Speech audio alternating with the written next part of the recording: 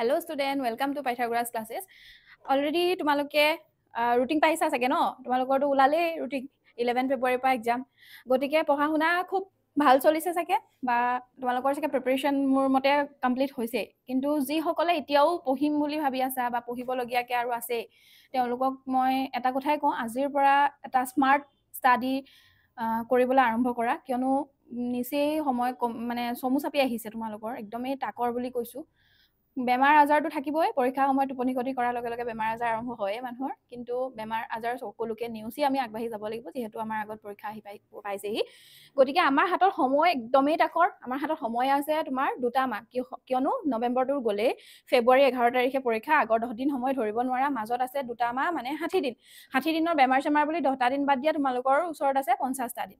50টা দিনত তোমালোকে 5টা চিলেবাছ 5খন পেপাৰ যদি কমপ্লিট কৰিবলৈ হয় 5টা ছাবজেক্টৰ, তেতিয়া এটা ছাবজেক্টত গাইপতি তোমালোকৰ 10 দিনকে সময় পৰিব। গম পাইছা?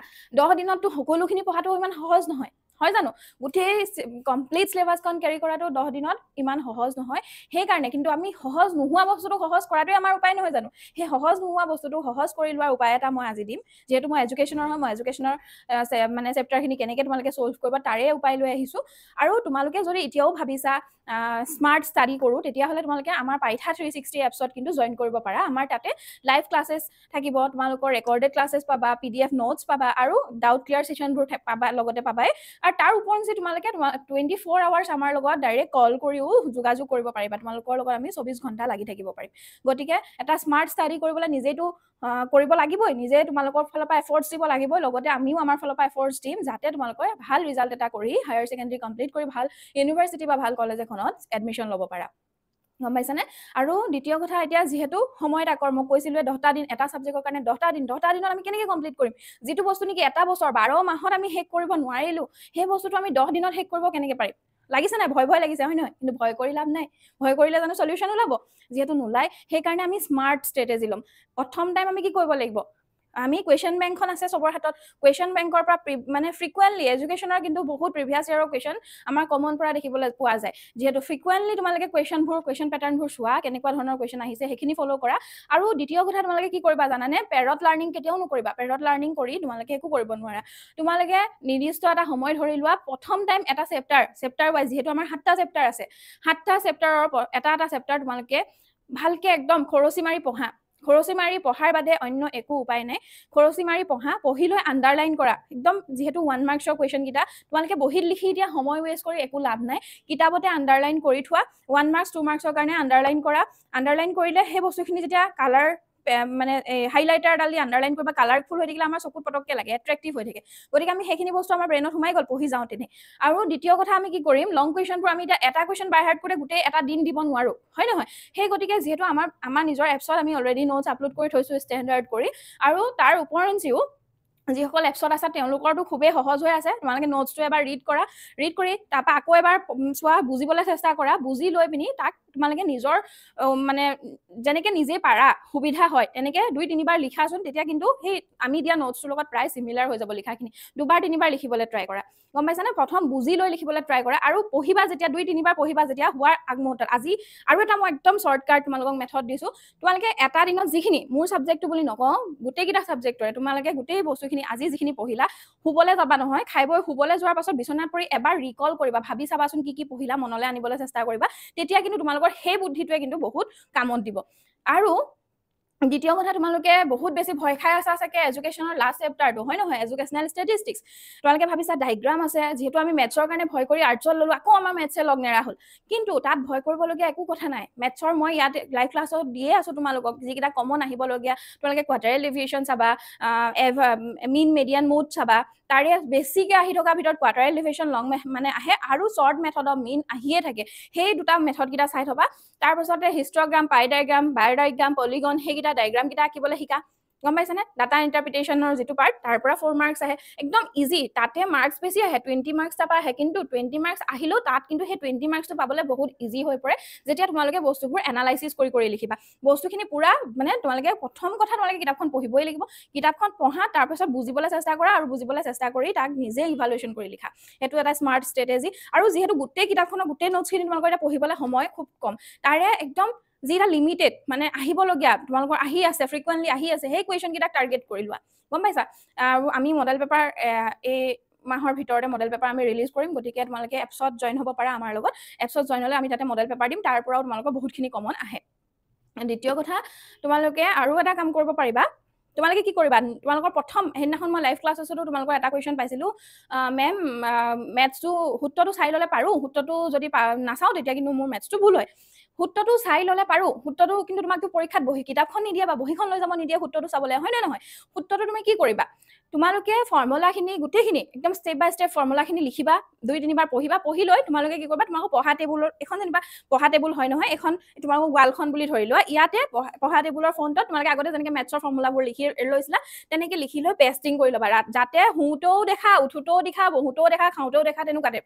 যেতিয়া আমি চকুৱেদি সচৰাচৰ একেটা বস্তু দেখি থাকোঁ তেতিয়া কিন্তু আমাৰ ব্ৰেইনত নিজে অট'মেটিকেলি ছেভ হৈ যায় এইটো একদম উত্তম উপায় তোমালোকৰ ফৰ্মুলা মনত ৰখাৰ আৰু দ্বিতীয় কথা তোমালোকে ডিফাৰেন্স কৰি মানে বস্তুটো ইটোৰ লগত ইটো কম্পেৰিজন কৰি পঢ়া তোমালোকৰ এনেকুৱা হয় ন বাৰ ডাইগ্ৰামটো এনেকুৱা আছিলে পাই ডাইগ্ৰামটো এনেকুৱা আছিলে হয় ন হিষ্টগ্ৰামটো এনেকুৱা আছিলে কিন্তু তোমালোকে লাষ্টত গৈ পিনে যেতিয়া ডিফাৰেন্স বিটুইন এইটো আহে তেতিয়া কিন্তু তোমালোকে নোৱাৰা বা হিষ্টগ্ৰাম বুলিলে বাৰ ডাইগ্ৰাম আঁকি থৈ আহিছা কিন্তু হিষ্টগ্ৰামত এনেকৈ আছিলে দণ্ডকেইডাল এইটো হয় আৰু এইটো লগ লাগি থাকে বাৰ ডাইগ্ৰামত আঁতৰি আঁতৰি থাকে হিষ্টগ্ৰামত লগ লাগি থাকে সেই বস্তুখিনি যদি আমি মানে বস্তুবোৰ এনালাইচিছ কৰি পঢ়োঁ বা কম্পেৰিজন কৰি লওঁ ইটোৰ লগত সিটো কম্পেৰিজন কৰি লৈ পঢ়িম তেতিয়া কিন্তু আমাৰ কি হয় কনফিউজত নপৰোঁ আৰু আমাৰ ভুল হোৱা চান্সেছ বহুত কমি যায় হ'ল তাৰপাছত আহিছে তোমালোকৰ লাৰ্ণিং বুলি এটা চেপ্টাৰ আছে লাৰ্ণিং চেপ্টাৰটোত তোমালোকে কি কৰিবা একদম স্মাৰ্টলি পঢ়িবলৈ মই এইটো কাৰণে কৈছোঁ তোমালোকৰ তাতে 3টা লছ আছে হয় নহয় কণ্ডিশ্যনিং থৰ্নডাইকছৰ লছ অফ লাৰ্ণিং সেই যিকেইটা আছে যে সেই লাৰ্ণিঙৰ থিয়ৰী 3টা আছে নহয় সেই থিয়ৰী 3টা একদম এবাৰ ভালকৈ পঢ়ি থ'বা এটা ষ্টৰী বস্তুবোৰ চোৱা তোমালোকৰ কেতিয়া ক্ৰিটিকেল হৈ যায় যেতিয়া তোমালোকে কামোৰ হিচাপে লোৱা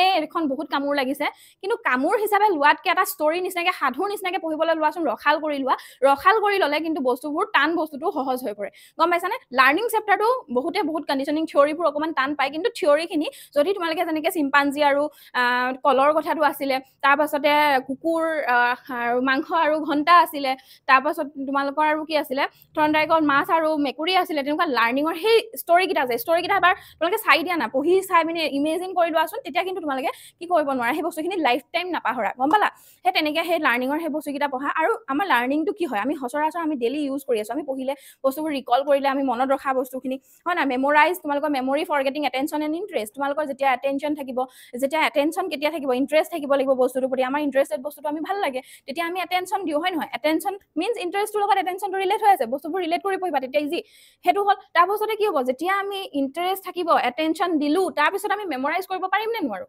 যেতিয়া এটেনশ্যন আৰু ইণ্টাৰেষ্ট থাকিব অলৰেডি আমাৰ মেমৰাইজ হৈ যাব আমি সেই বস্তুটো পাহৰি যাব নোৱাৰোঁ মেমৰাইজ হৈ গ'ল কিন্তু ফৰগেটিং কেতিয়া হয় আমি যেতিয়া বস্তুবোৰ ৰিকল নকৰোঁ বা ৰিকগনাইজ কৰি নাথাকোঁ ব্ৰেইনলৈ আনি নাথাকোঁ যেনেকৈ তোমালোকে পৰীক্ষাত আগত পঢ়ি যোৱা বস্তুখিনি পৰীক্ষা হলত পাহৰি যোৱা কেনেকৈ পাহৰি যোৱা তোমালোকৰ তোমালোকে লেক অফ ৰিভিজনৰ কাৰণে তোমালোকে বহুত পাহৰি যোৱা সেই বস্তুটো তোমালোকে কি কৰিব লাগিব সদায় ৰিকল যেনেকৈ কৰিব লাগে সেই তেনেকুৱা ধৰণৰ ৰিকলৰ অবিহনে আমি কেতিয়াও মানে মেমৰাইজ কমপ্লিট কৰিব নোৱাৰোঁ যেতিয়া আমি ৰিকল নকৰিম বস্তুখিনি পাহৰি যাম সেইটোৱে ফৰগেটিং সেই বস্তুবোৰ একদম চিম্পল চেঞ্চত বুজিবলৈ ট্ৰাই কৰা চিম্পলিফাই কৰি পিনি শিকা তেতিয়া কিন্তু প্ৰতিটো বস্তুৱে সহজ হৈ যায় আৰু চোৱা তোমালোকৰ ফাৰ্ষ্ট চেপ্টাৰটো পষ্ট ইণ্ডিপেণ্ডেঞ্চ পিৰিয়ডৰ কথা আছে হয় নহয় তাৰপিছতে আছে তোমালোকৰ secondary education in India and Assam modular commission এইখিনি বস্তুখিনি অকণমান হিষ্ট্ৰী পাৰ্টৰ নিচিনা যিহেতু হিষ্ট্ৰী পাৰ্টৰ নিচিনা হয় গতিকে তোমালোকে কি কৰিব লাগিব বস্তুখিনি ইণ্টাৰেষ্টিং কৰি ল'ব লাগিব আমি ইণ্টাৰেষ্টিং কোনো বস্তু নাথাকে ইণ্টাৰেষ্টিং আমি সোৱাদ চব বস্তুৱে সোৱাদযুক্ত থাকে জানো নাথাকে নহয় আমি সোৱাদযুক্ত কৰি লওঁ বনাওঁতে ৰান্ধোতে একদম মছলা মাৰি ৰান্ধিলে এনেও ভাল লাগে হয় নহয় ঠিক তেনেদৰে যেনেকৈ খাদ্য বস্তুখিনি আমি একদম মছলা চছলা দি পিনি বহুত বেছি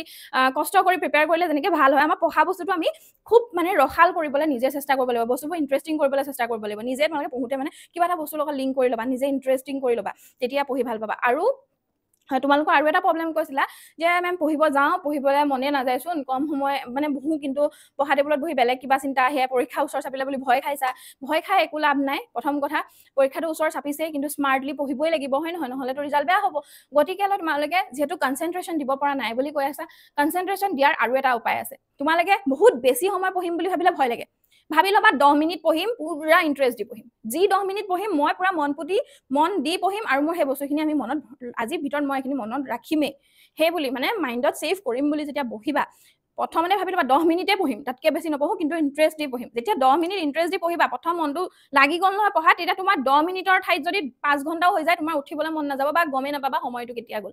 কিন্তু মই 5 ঘণ্টা পঢ়িম বুলি কৈ পিনি তুমি বহিলা, কিন্তু মনটো 5 ঘণ্টা টেবুলখনত বহি আছা, মোবাইল ফোন কিবা কিবি এইবোৰ টিপি আছা, সেইটো নহয়। মোবাইল ফোনটো আঁতৰোৱা, পাৰিলে ইনষ্টাগ্ৰাম, বৰ্তমান সময়ত ইনষ্টাগ্ৰাম ফেচবুক কেইটা অকণমান ডিএক্টিভেট কৰি থ'লেও বেয়া নহয়, গম পাইছানে? সেই বস্তুকেইটাত বহুত বেছি সময় ৰিল চিল চাই থাকিলে আমাৰ টাইমটো গুচি যায়। গতিকে কোনোবাই অনলাইন পঢ়া যিসকল আছা, তোমালোকে এপছৰ পৰা পঢ়িছা বা ইউটিউবৰ পৰা পঢ়িছা, জাষ্ট ইউটিউবটো লগাই লোৱা, তাৰ বস্তুখিনি ষ্ট্ৰেটেজিখিনি লোৱা, নিজৰ মতে বনোৱা আৰু পঢ়ি যোৱা, তেতিয়া তোমালোকৰ বহুত সুবিধা হ'ব। আৰু ফাৰ্ষ্ট চেপ্টাৰটো সেইখিনি ক'লো, এইখিনি ইণ্টাৰেষ্টিং কৰি পঢ়িবা। আৰু ইয়াৰ পৰা মুডালিয়াৰ কমিশ্যনৰ পৰা ডিফেক্টছখিনি আহি থাকে, এইমছৰ মুডালিয়াৰ কমিশ্যন আহি থকা দেখা যায়। আৰু ভকেচনেলাইজেশ্যন অফ ছেকেণ্ডেৰী এডুকেশ্যন আহে কিন্তু দেই, কোঠাৰী কমিশ্যনৰ, এইটো আহিয়ে থাকে। তাৰপিছত ইয়াৰে একদম চোৱা, নেশ্যনেল পলিচি অফ এডুকেশ্যন 1986ৰ নেশ্যনেল পলিচি অফ এডুকেশ্যননো কি হয় অকণমান পঢ়ি চাবা। আৰু এই চাইলেণ্ট ফিচাৰ্ছকেইটা, যিকেইটা চাইলেণ্ট ফিচাৰ্ছ আছে, সেই চাইলেণ্ট ফিচাৰ্ছকেইটা কিন্তু চাই থবা, সেইকেইটা আহিয়ে থাকে।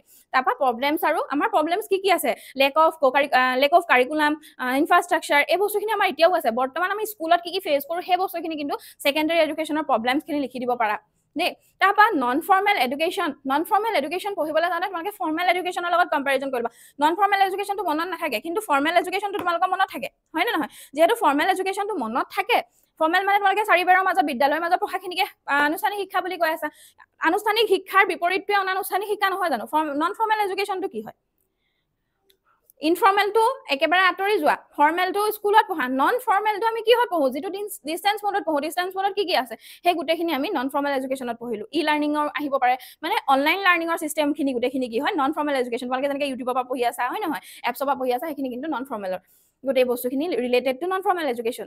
তাৰপাছতে কাৰেণ্ট ট্ৰেণ্ডছ, এনভাইৰমেণ্টেল এডুকেশ্যনৰ কনচেপ্ট। এনভাইৰমেণ্টেল এডুকেশ্যন তোমালোকে চবেই পঢ়ি আহিছা, কিন্তু এনভাইৰমেণ্টেল এডুকেশ্যননো কি হয় কনচেপ্টটো জানাই। তাৰপিছত অবজেক্টিভ আৰু স্কোপ কেইটা চাবা, কিহৰ কাৰণে ইম্পৰ্টেণ্ট? আমাৰ এনভাইৰমেণ্ট নাথাকিলে আমি জীয়াই থাকিব পাৰিম জানো? আমি জীয়াই থাকিবলৈ হ'লে কিখিনি প্ৰয়োজন হয়, সেই বস্তুখিনিকে আমি নিটছত লিখিব পাৰোঁ, গম পাইছা?